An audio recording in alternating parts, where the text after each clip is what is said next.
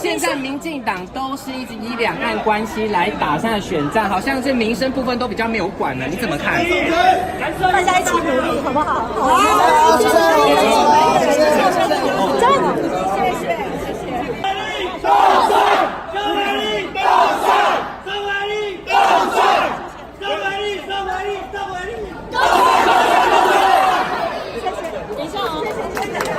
突然可以讲一下话吗？突然，韩国瑜，韩国瑜，韩国瑜，国瑜，韩国瑜，宋伟立，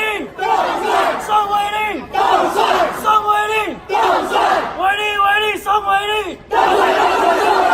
加班姐，爱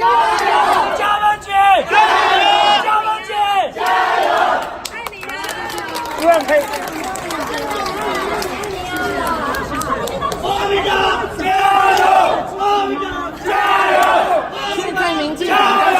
现在民进党都是一直以两岸关系来打上的选战，好像这民生部分都比较没有管了，你怎么看？大家一起努力，好不好？好，谢谢，加油！谢谢。记得吗？好，来，好，嘉宾姐刚才有侨胞说听到您在那边致辞啊，他感动到流眼泪。真的啊，所以我觉得我这次真的出来，我发现我们侨胞真的非常爱护我们，也非常关心真的整个台湾。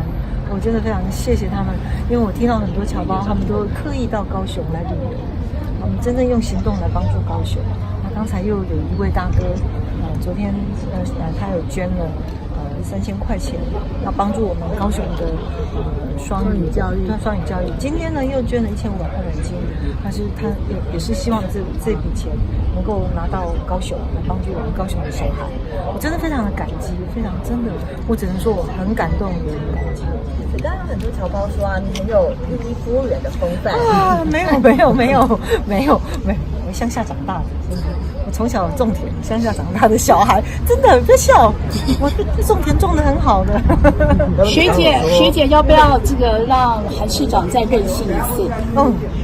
差不多就好了吧。嘉宾姐刚刚有说，好像那个华侨是革命之女，是不是？我们小的时候读书不就是这样的吗？小时候读书，这个国父在革命的时候就说华侨是革命之母，那个时候不太能够体会华侨的力量。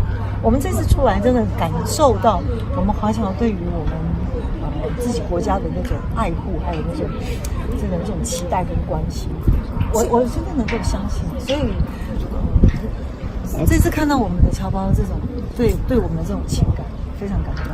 现在感受到了这种华侨的力量，有没有要化出为行动？对，想要改变，化出爱高雄的行动。嘉宾姐听到郭董有意思要选总统，心情有没有比较轻松？轻松啊，开心啊！为什么开心？开心啊！他很不错啊。对，所以这样家里的衣服要变成。您听到了吗？都要帮你们家洗衣服。市长轻松还是你轻松？现在是衣服要加分姐洗吗？没关系，我洗衣服 OK 的。从小做家事做惯了。不过因为市长民调很高，现在连国民党都说要直接用民调来征召